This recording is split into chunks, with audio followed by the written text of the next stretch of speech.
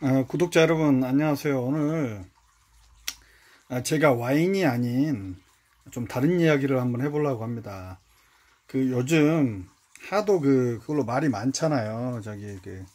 집값 문제로 부동산이 이렇게 서울 집값이 누구 때문에 올랐냐 그렇게 말들이 많으신데 얼마 전에 MBC 탐사기획 스트레이트에서 거기에 대해서 많은 조사를 해가지고 비교적 정확하게 올라왔으니까 제가 우리가 이게 탐사 기획을 좀 보면서 좀 한번 이야기를 한번 해보고 여러분들도 좀 아실 건 아시고, 저는 뭐 성향이 좌우 그런 관여 없습니다.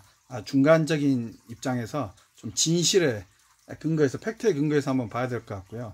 굳이 성향을 따진다면 저는 오히려 혁명적 보수주의예요. 와인을 하니까 문화를 하는 사람이잖아요. 문화를 하는 사람들은 뭔가를 보존하고 잘 지켜야 되잖아요. 그렇지만 혁명적이라는 것은 또 바꿔야 되고, 또 고이고 썩은 물은 또 바꿔야 된다는 뭐 그런 뜻이잖아요. 그래서 저는 누가 뭐라고 하면 혁명적 보수주의라고 하는데 뭐 통합당하고도 전혀 상관없는, 그렇다고 뭐 민주당 편을 들고 싶지도 않고요. 이따 보면 민주당도 또 문제가 많습니다. 한번 보시죠. 안녕하십니까, 스트레이트 조승원입니다. 집값 폭등 때문에 정말 난립니다. 왜 이렇게까지 집값이 오르는지 냉정한 원인 분석은 없고 정치권은 서로 내 탓 공방만 하고 있습니다. 오늘 이 미친 집값 문제 다뤄보려고 하는데요. 이지선 기자 나와 있습니다. 안녕하세요. 안녕하세요. 단도직입적으로 제가 한번 물어볼게요. 집값 폭등 대체 누구 책임입니까? 네, 이 사태의 주범은 따로 있었습니다. 잠시 뒤에 집값 폭등의 진짜 원인을 파헤쳐서 공개해드리겠습니다. 먼저 최근 논란이 된 고위공직자 다주택 보유 얘기부터 보시겠습니다. 장관들도 김조원 청와대 민정수석, 감사원 고위직을 지낸 행정고시 출신입니다. 서울 강남과 송파에 아파트 한 채씩 두 채를 갖고 있습니다. 먼저 도곡동 한신아파트 101제곱미터, 현재 시세는 15억 원으로 3년 만에 6억 원 넘게 올랐습니다. 지금 보십시오. 6.1억 원. 어떤 사람은 평생 벌어도 못 버는 거 이렇게 하고 지금 거기 같은 경우는 7억 5천 돼요. 여기는 더 올릴 것 같아요. 배우자 명의의 잠실 갤러리아 팰리스 157제곱미터, 시세는 17억 7,500만 원으로 3년 전보다 5억 원 넘게 올랐습니다. 물론 집을 갖고 있는 김조원 수석은 3년 만에 아파트 두 채로 11억 원을 앉아서 벌었습니다. 집행하는 그런 어떤 여현호 청와대 국정홍보비서관, 한겨레신문 기자 출신입니다.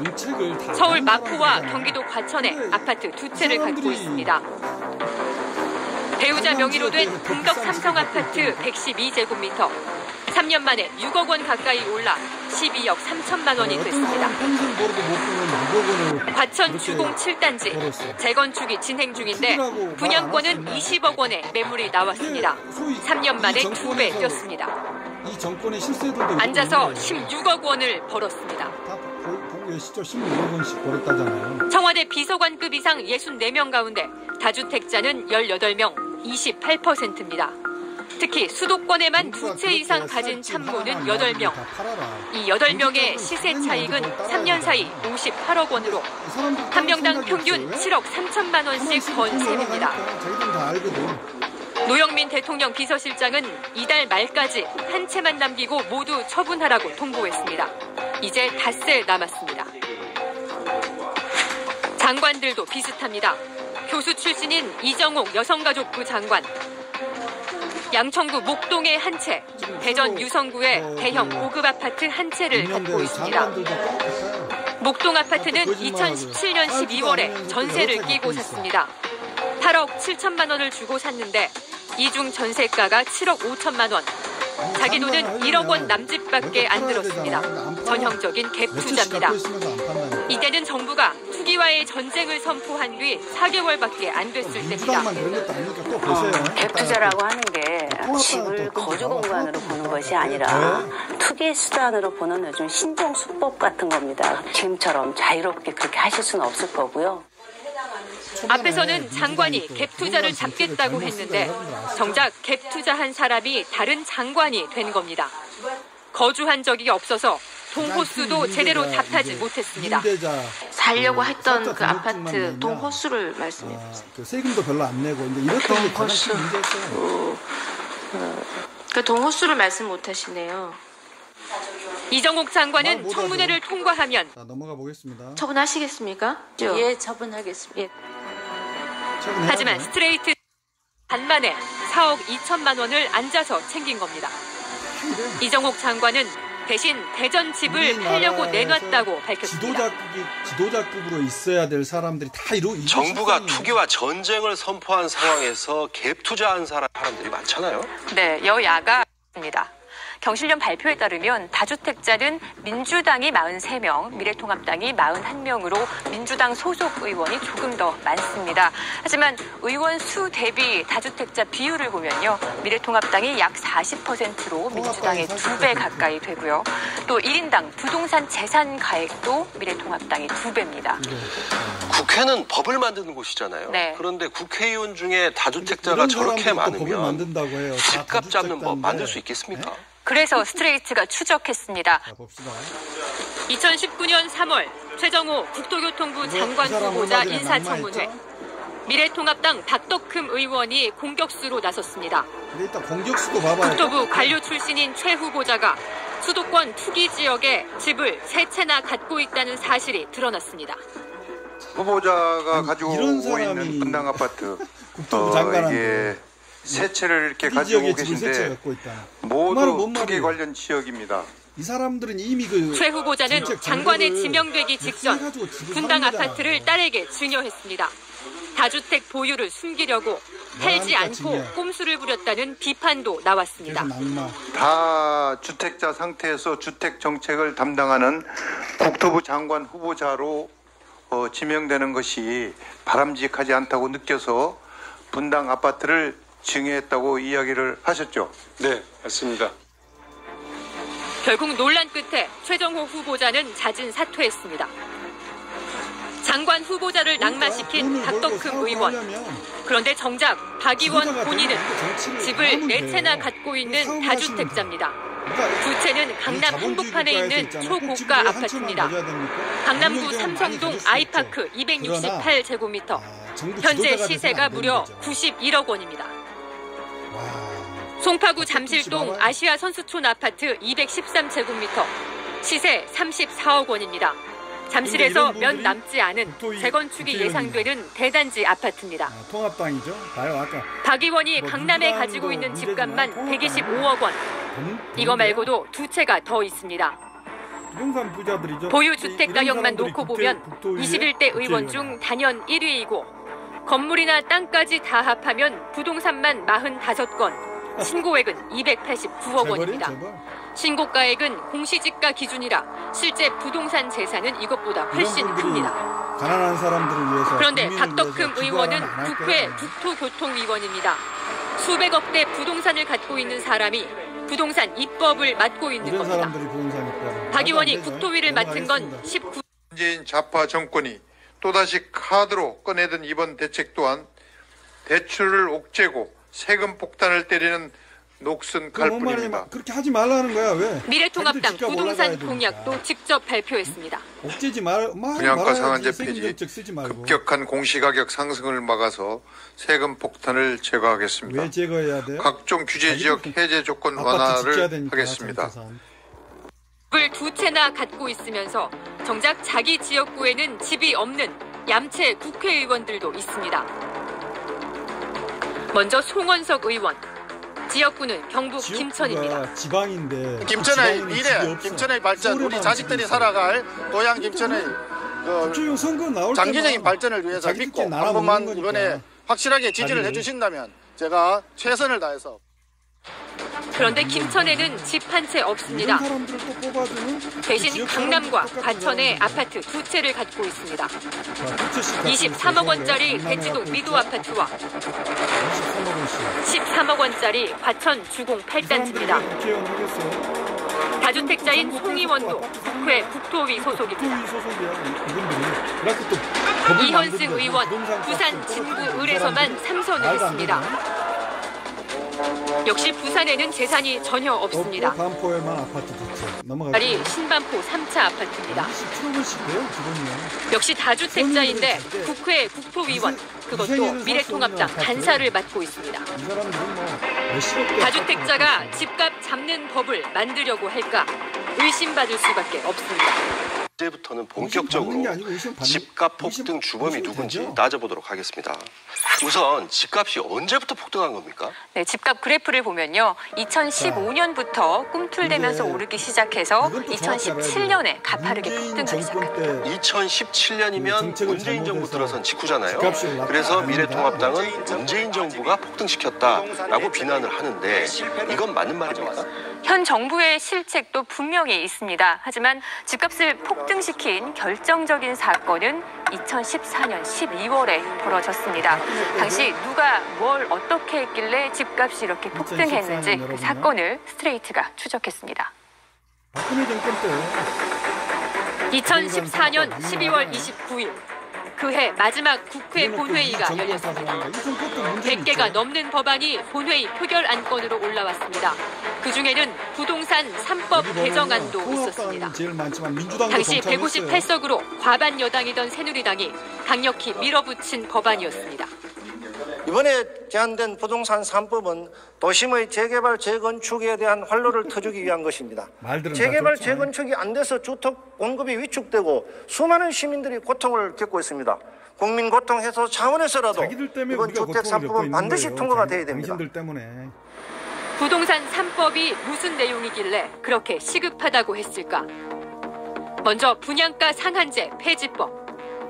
민간 아파트의 분양가 상한제를 사실상 폐지해 건설사 마음대로 분양가를 올릴 수 있게 하는 법입니다. 재건축 초과이익 환수 유예법.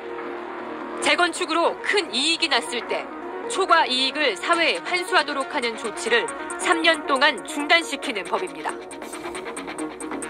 조합원 3주택 허용법.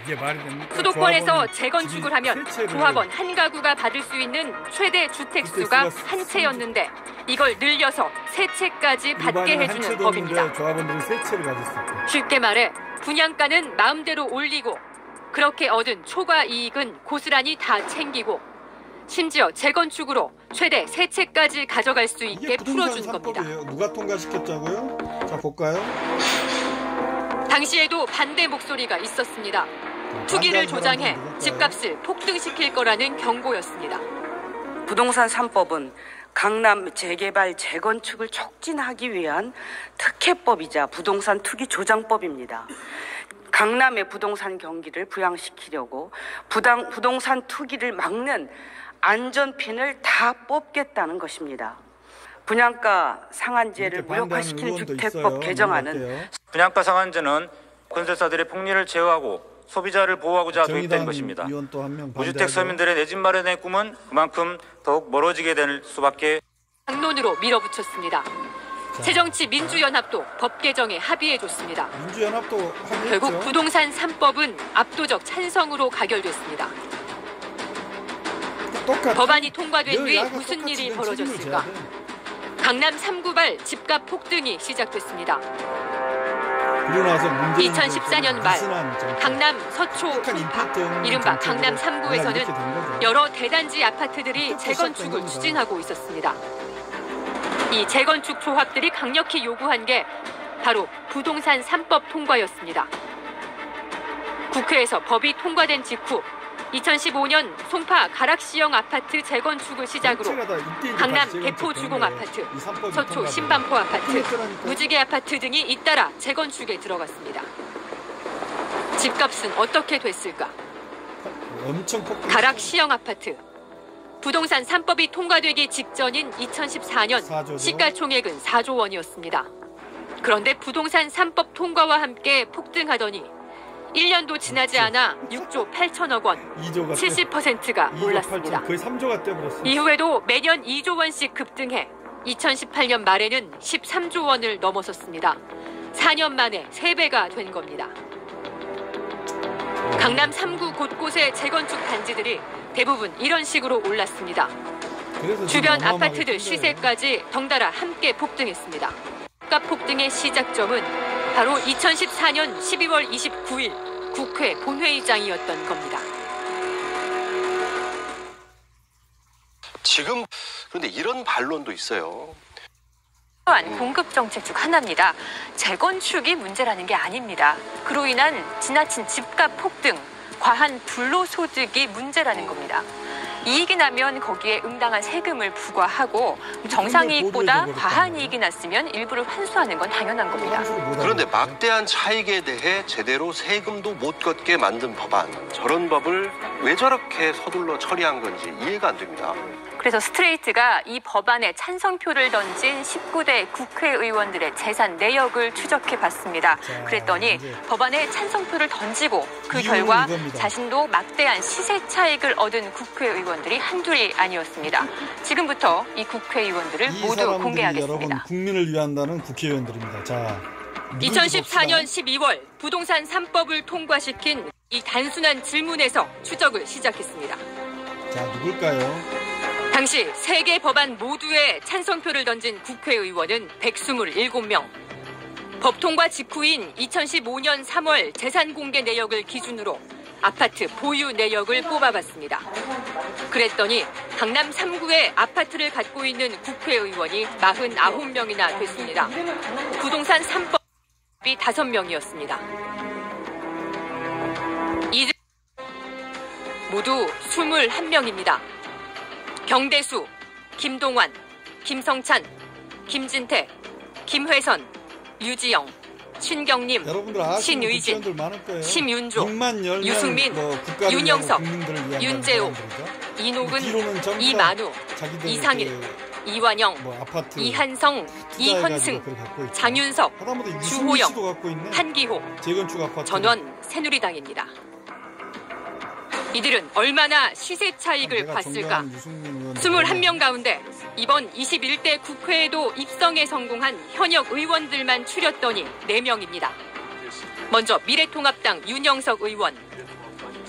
강남 개포 주공 2단지 아파트를 가지고 있었는데 부동산 3법 표결 당시 이미 재건축 사업 승인 인가를 받은 상태였습니다. 이 아파트는 그 사이 재건축을 마치고 레미안 블랙스티지 133제곱미터로 바뀌었습니다. 부동산 3법 통과 직전에 9억 1천만 원이었는데 지금은 28억 원이 됐습니다. 3배 폭등한 겁니다. 미래통합당 이현승 의원. 당시 재건축 추진 중이던 신반포 한신 3차 117제곱미터를 갖고 있었습니다. 현재 레미안 원베일리라는 아파트로 재건축 중입니다. 부동산 3법 통과 이전에 10억 8천만 원이었는데 이 아파트는 현재 27억 원. 역시 2.5배나 올랐습니다. 이현승 의원은 이것 말고도 반포에 아파트 한 채가 더 있습니다. 반포 미도 2차 92제곱미터. 이 아파트도 5억 8천만 원에서 16억 5천만 원으로 3배 가까이 뛰었습니다. 팔지도 않아요. 이 의원은 지금 국회 국토위 소속입니다. 미래통합당 윤재옥 의원. 송파구 오금동 현대아파트 152제곱미터를 갖고 있습니다. 부동산 3법 통과 당시 재건축을 추진 중이었습니다.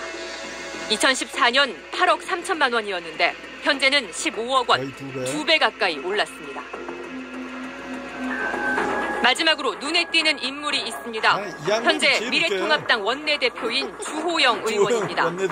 주 원내대표는 집값 폭등의 책임이 문재인 대통령에게 있다고 연일 공격을 이어가고 있습니다. 우리 서민들은 열심히 벌어서 내 집 한 채 장만하는 것이 평생의 꿈인데 집값은 급등하고 대출은 막아놓으니 이생진망이라고 절규하고 있는 것 아니겠습니까? 그러면 당신은 봅시다. 어렵사리 내 집 한 채 마련하니 이제는 종부세와 재산세 폭탄을 사람이요. 재건축이 진행 중인데 5층짜리 아파트가 최고 35층으로 탈바꿈될 예정입니다. 사업비 10조 원으로 단군 이래 최대 재건축 사업이라 할 정도로 가장 뜨거운 곳인데 2017년 관리처분 인가를 받아 부동산 3법의 특혜에 마지막으로 올라탔습니다. 2014년 이미 22억 원이었는데 현재 시세는 무려 45억 원, 20억 원 넘게 올랐습니다. 주호영 대표는 게다가 부동산 3법의 특혜로 새 아파트 2채를 분양받게 됩니다. 엄청난 초과 이익에 대한 환수도 한 푼도 하지 않아도 됩니다. 자기가 찬성표를 던진 법으로 큰 이익을 본 셈입니다. 재건축 대상은 아니지만 강남 3구의 아파트를 소유해 주변 집값 폭등에 직접 이익을 본 의원들도 28명이나 됩니다. 새누리당 23명, 민주당 5명입니다. 민주당도 없지는 않죠. 이 가운데 지금도 국회의원직을 유지하고 있는 사람은 김도읍, 박대출, 박덕흠 의원 모두 미래통합당 소속입니다. 이들도 부동산 3법 통과 이후 큰 시세 차익을 얻었습니다. 김도읍 의원, 당시 신규 입주 아파트였던 잠실 푸르지오 월드마크 173제곱미터 분양가 11억 원에서 현재 16억 2,500만 원으로 5억 원 이상 올랐습니다. 박대출 의원, 서초구 잠원 회밀리 아파트 102제곱미터 당시 7억 원이던 아파트가 17억 원이 됐습니다. 6년 사이 10억 원을 벌었습니다. 박덕흠 의원, 강남구 삼성동 아이파크 268제곱미터와 잠실 아시아 선수촌 아파트 213제곱미터 두 아파트를 합쳐서 6년 사이 무려 73억 원 이상이 올랐습니다. 1년에 12억 원씩 올라간 겁니다. 누가 사업가고 누가 정치인지 몰라요. 당시 부동산 3법에 모두 찬성표를 던진 의원들 가운데는 새정치민주연합 소속도 15명이었습니다. 이 중 21대 현역 의원은 안규백, 정성호, 조정식 의원입니다. 다만 강남 지역의 아파트를 소유한 사람은 없었습니다. 3개 법안 모두에 반대표를 던진 의원은 8명이었습니다. 민주당 김경협, 김상희, 김태년 의원과 이계호, 이인영, 홍익표 의원, 그리고 정의당 심상정 의원과 국민의당 권은희 의원입니다. 2014년 12월 부동산 3법에 대한 반대 여론이 거세자 새누리당은 과열되면 다시 규제하겠다고 밀어붙였습니다. 되고 주택 가격이 급상승한다면 우리는 반드시 억제책을 동원할 것입니다. 우리의 지성과 분양가 상한제 폐지입니다. 거기서 미래통합당이 얘기하는 거는 개발 이익도 그냥 많이 듬뿍듬뿍 가져갈 수 있게 해달라 그런 얘기거든요. 개발 이익 환수 장치는 갖춰놓지 말고 이거는 합리적으로 개선해갖고 신속하게 이루어질 수 해라라고 하는 거는 더 많은 불로소득을 누리게 하라 이런 얘기하고. 헌법에 찬성표를 던진 이유에 대해 분양가 상한제는 공급이 줄어들어 오히려 집값이 오르는 제도라고 말했습니다. 또 집 한 채 있는 게 뭐가 문제냐며 MBC의 취재에 응하지 않겠다고 말했습니다. 윤재욱 의원은 억울하다. 사익을 추구한 투표가 아니었고 양당이 합의한 법안이라 그냥 찬성했다고 말했습니다. 윤영석 의원은 자신은 1주택자라고 강조했고 나머지 의원들은 전화를 받지 않고 문자에도 답을 주지 않았습니다. 아파트를 갖고 있다고 해서 자기 이익을 위해서 부동산 3법을 통과시켰다라고 단정할 수는 없습니다. 하지만 결과적으로 자기 재산에 큰 이익이 나는 법안을 자기 손으로 통과시킨 것은 분명한 사실입니다.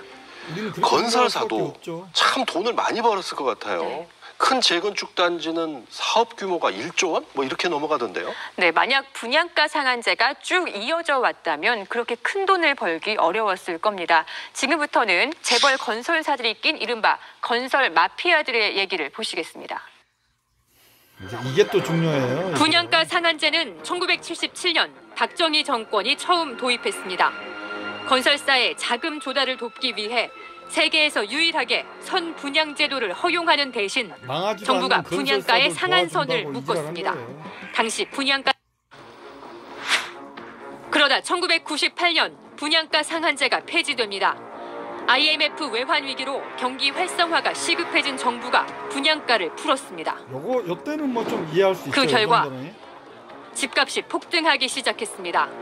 건설사들이 마음대로 가격을 정하게 해주자 강남을 중심으로 묻지마 고분양가 아파트가 속출했습니다. 2002년 3억 원대였던 강남 음마 아파트는 5년 만에 3배 올라 2007년 10억 원이 됐습니다. 그러니까 결국 노무현 정부가 2007년 4월 분양가 상한제를 다시 도입했습니다. 집만 사놓으면 그냥 돈 벌 수 있어. 그 효과는 이명박 정부에서 톡톡히 나타났습니다. 2008년 글로벌 금융위기 여파가 지나간 뒤에도 집값은 계속 안정됐습니다. 그러자 이명박 정부는 건설 경기 부양을 위해 각종 규제 완화를 쏟아내기 시작했습니다. 종부세 대폭 인하, 부동산 담보대출 규제 완화에 이어 급기야 집권 마지막 해에는 분양가 상한제 폐지를 들고 나왔습니다. 시장 과열기에 어울리는 제도였으나 시장이 안정된 현 상황에서는 시장 왜곡을 야기할 지나친 규제로 판단되어 또 완화해주고 당시에는 야당의 반대로 무산됐지만 2년 뒤인 2014년 결국 박근혜 정부 때 폐지됩니다. 자, 누구 탓이라고요? 박근혜 탓입니다. 서울 집값은 거짓말처럼 다시 오르기 시작했습니다. 결국 지금의 집값 폭등은 당시 상한제 폐지의 후폭풍인 셈입니다. 이렇게 집값은 분양가 상한제와 밀접합니다. 서울 아파트의 가운데 값이 어떻게 변했는지 살펴보면 분양가 상한제가 시행 중이던 이명박 정부 임기 중에는 마이너스 3%. 이게 팩트예요. 민간 분양가 상한제가 사실상 폐지된 박근혜 정부 때 29% 급등. 누구 탓이다? 그네 탓이다. 그리고 그 여파가 본격적으로 나타난 문재인 정부 들어 52%나 폭등했습니다. 이게 저번 정권 하지만 그래프가 상승하기 시작하는 시점은 정확히 분양가 상한제 폐지 직후인 2015년부터입니다. 집값 안정에 가장 강력한 효과를 보이는 분양가 상한제. 누가 왜 폐지한 걸까? 이우현 의원이 분양가 상한제 때문에 건설사들의 생존이 위협받고 있다고 주장합니다. 국토부 장관도 맞장구를 칩니다. 대한민국 건설업계가 그동안 한 7, 8년 동안 아마 유지를 겨우겨우